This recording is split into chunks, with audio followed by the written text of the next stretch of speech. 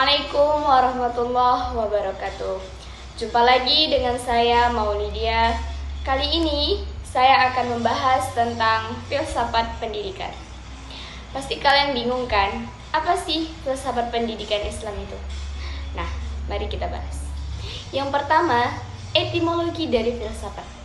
Filsafat berasal dari bahasa Yunani, yaitu philo dan sophia. Jadi, menurut Pythagoras, filosofis adalah the love of wisdom, cinta akan kebijaksanaan.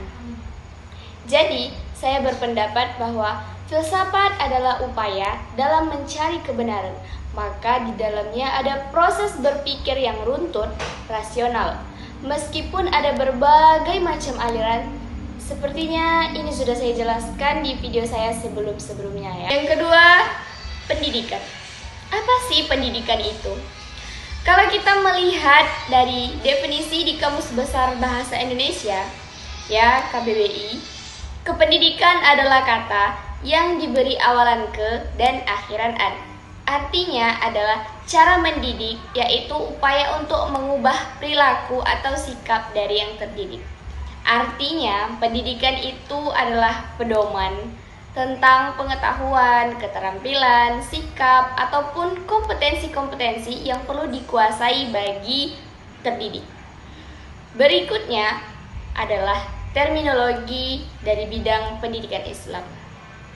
Berbagai macam ya, yaitu ada murabbi, muallim, muaddib, mudarris, mursyid, syekh, dan ustadz. Ini merupakan beberapa terminologi dalam pendidikan Islam. Kalau di dalam buku Filsafat Pendidikan Islam karangan Dr. Usiono MA, di dalam sini menyebutkan terminologi itu ada at-ta'lim, at-tarbiyah, at-tadris, at-ta'dib, dan lain-lain. Seperti yang saya sebutkan tadi, at-tadris adalah mudarris, at-ta'lim adalah al-alim. Nah, yang pertama itu ada at-ta'lim atau muallim, yang bermakna bahwa pendidik harus merupakan sosok yang muallim, yaitu ilmuwan atau orang yang memiliki ilmu pengetahuan, baik itu tentang manusia, alam semesta, dan semua makhluk ciptaannya. Kemudian ada murabbi. Terminologi murabbi bermakna bahwa sebagai seorang murabbi atau sebagai seorang guru, pendidik, gitulah ya, harus merupakan sosok yang memiliki sifat rabbani, yaitu nama yang diberikan bagi orang-orang yang bijaksana, yang terpelajar dalam bidang pengetahuan tentang Rabb dan lain-lain. Yang ketiga yaitu ada muaddib. Adabu yu'addibu, isim fa'ilnya yaitu mu'addib, yang bermakna bahwa seorang pendidik merupakan orang yang bertugas menyemai dan menanamkan adab ke dalam diri seseorang.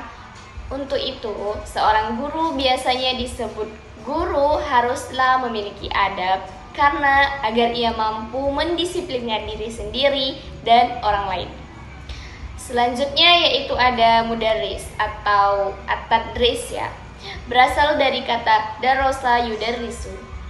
Isim fa'ilnya mudarrisun, yang bermakna orang yang berusaha mencerdaskan peserta didik, menghilangkan ketidaktahuan atau memberantas kebodohan. Nah, konsep ini sebenarnya mirip dengan pendapat Aristoteles ketika menjelaskan jenis-jenis pengetahuan. Ada sistem yaitu pengetahuan teknik atau tata cara, skill bagaimana menggunakan keterampilan tertentu. Ketiga adalah bagaimana seorang mengetahui cara menerapkan pengetahuan dan keterampilan. Sekarang bagian yang ketiga, hubungan antara filsafat dan pendidikan. Nah, ayo, apa hubungannya? Ini sangat penting untuk memahami filsafat pendidikan, baik itu secara umum maupun khusus. Dan juga penting untuk kita memahami filsafat pendidikan Islam secara khusus. Menurut John Dewey, filsuf sekaligus tokoh dalam pendidikan, mengatakan bahwa filsafat adalah strategi untuk membentuk manusia, sementara pendidikan adalah pelaksanaan dari strategi tersebut. Nah, jadi filsafat membahas tentang hakikat realistis, sedangkan pendidikannya adalah cara-cara untuk mentransformasi pengetahuan atau konsep-konsep tersebut kepada manusia. Cara menerapkannya, gitulah ya bahasa kita. Jadi keduanya sangat berpengaruh bagi kehidupan manusia. Agar kita bisa menjadi manusia yang sebenar-benarnya manusia, bukan cuma namanya aja manusia, gitu ya. Baik, sekian video singkat dari saya. Apabila ada kekurangan, saya mohon maaf. Saya akhiri. Wabillahi taufiq wal hidayah. Wassalamualaikum warahmatullahi wabarakatuh.